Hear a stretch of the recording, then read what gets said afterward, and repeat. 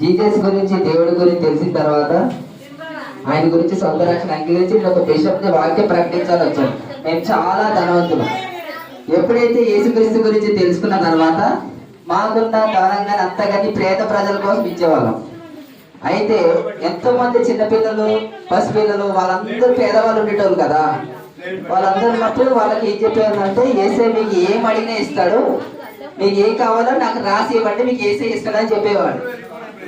అయితే అలా చెప్పిన తర్వాత వాళ్ళ చిన్నపిల్లలందరూ రాసి ఇచ్చేవాళ్ళు. నేను వాళ్ళని అన్ని తీసుకొని నెక్స్ట్ డే రోజు వాళ్ళకి గిఫ్ట్లు అన్ని వాళ్ళకి తెలియకుండా నేను ఈ గెటప్లో వేసుకుని వెళ్ళేటోని. అంటే వాళ్ళలో ఏంటంటే ఏది అడిగినా ఇస్తాడని చిన్నప్పటి నుంచి ఒక ఆలోచన తీసుకొచ్చి యేసుక్రీస్తు దగ్గరగా తీసుకెళ్ళడానికి. కానీ ప్రస్తుతం ఉన్న ప్రజలందరూ ఏంటంటే, నేను ఎందుకు వచ్చానంటే యేసుక్రీస్తు ద్వారా వాళ్ళు తెలుసుకోవాలి, నా ద్వారా యేసుక్రీస్తు తెలుసుకోవాలని. కానీ ఇప్పుడు యేసుక్రీస్తు